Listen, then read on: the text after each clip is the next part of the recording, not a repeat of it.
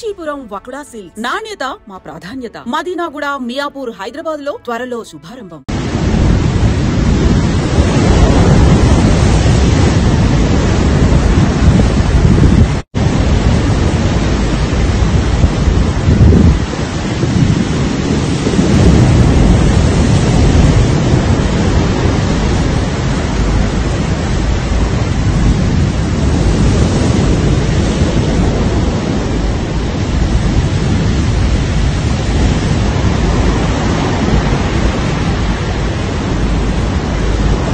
భారత సంతతికి చెందినటువంటి ఒక విద్యార్థిని డొమినికా రిపబ్లిక్ లో అంటే అమెరికా విద్యార్థిని సుదీక్ష కోణంకి కనిపించకుండా పోయింది.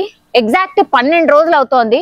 అంటే మార్చి 6వ తేదీన స్నేహితురాళ్లతో కలిసి ఆమె ఒక ప్లేస్ కి వెళ్ళింది టూర్ కోసమని. అయితే 5గురు స్నేహితురాళ్లతో కలిసి ఆమె టూర్ కి వెళ్ళినటువంటి టైంలోనే మరి బీచ్ కి వెళ్ళినటువంటి ఆమె అక్కడి నుంచి కనిపించకుండా పోయింది.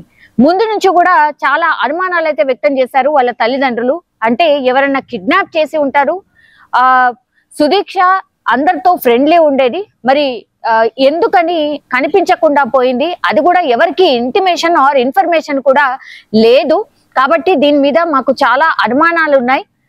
మార్చి 6వ తేదీ నుంచి కూడా నిన్నటి వరకు అంటే ఆల్మోస్ట్ 18వ తేదీ వరకు కూడా ఒక మిస్టరీ లాగానే మారిపోయిన సిచ్యువేషన్. సో పోలీసులు దర్యాప్తు కూడా చాలా వేగంగా అట్లాగే చాలా విస్తృతంగా కూడా చేసిండ్రు.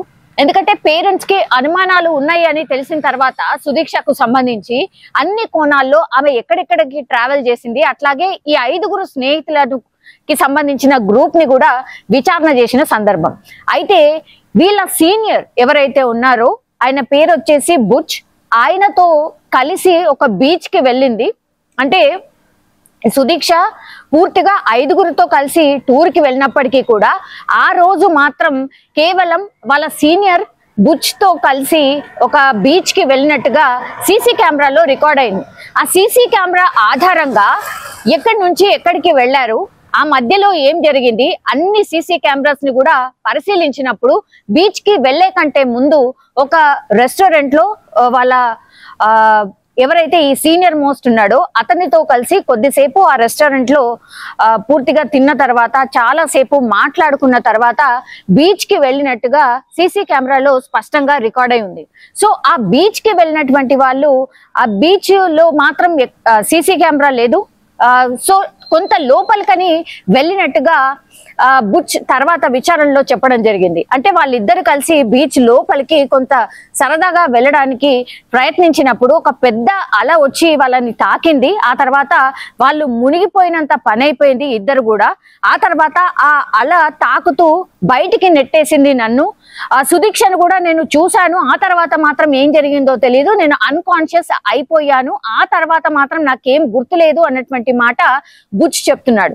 కానీ ఆ తర్వాత నుంచే సుదీక్ష కనిపించకుండా పోయింది. ఆ బీచ్ లోనే ఏదో జరిగింది.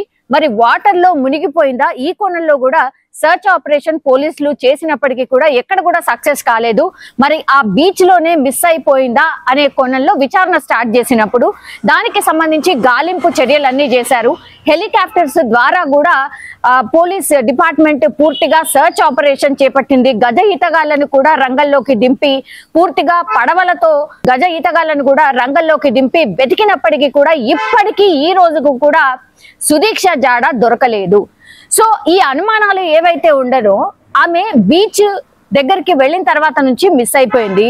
ఇప్పుడు ఆ అల తాకిడి వల్ల నేను లోపలికి వెళ్ళి ఆ తర్వాత బయటికి కొట్టుకొచ్చేసాను. కానీ నేను అక్కడ అన్కాన్షియస్ అయిపోయినా కాబట్టి ఆ తర్వాత నాకేం జరిగింది అనేది కూడా నాకు గుర్తులేదు అని బుచ్ చెప్పిన ఆధారంగా పూర్తిగా నేను విచారణ చేసినప్పుడు కూడా బుచ్ చెప్పిన వివరాలని ప్రకారం చూస్తే ఆ బీచ్ లోనే ఏదో జరిగింది, బీచ్ లోనే ఆమె మునిగిపోయి ఉంటుంది అనేది ఒక నిర్ధారణకు వచ్చిన సిచ్యువేషన్ అయితే కనిపిస్తోంది. పోలీసులు పూర్తిగా వీళ్ళు సుదీక్షకు సంబంధించిన పేరెంట్స్ తోని ఫ్రీక్వెంట్లీ మాట్లాడడం, కేసుకి సంబంధించిన వివరాలు చెప్పినప్పటికీ కూడా మాకు అనుమానాలు ఉన్నాయి అంటే మరి ఎవరి మీద అనుమానం ఉంది ఏంటి అని అన్నప్పుడు ఈ 5గురు స్నేహితులు ఎవరైతే ఉన్నారో వాళ్ళని కూడా విచారణ చేస్తే వీళ్ళందరూ కూడా బీచ్ కి వెళ్లకుండా రూమ్ కి వచ్చేసారు. బట్ ఈమె మాత్రమే సీనియర్ తోని బీచ్ కి వెళ్ళింది. అక్కడి నుంచి ఆమె మిస్ అయింది. కాబట్టి ఇంకా అనుమానం ఎక్కడుంది అనేసి ఆల్మోస్ట్ వాళ్ళ పేరెంట్స్ కూడా ఇంకా ఆమె ఈ బీచ్ లోనే ఆ వాటర్ లోనే మునిగిపోయి ఉంటుంది.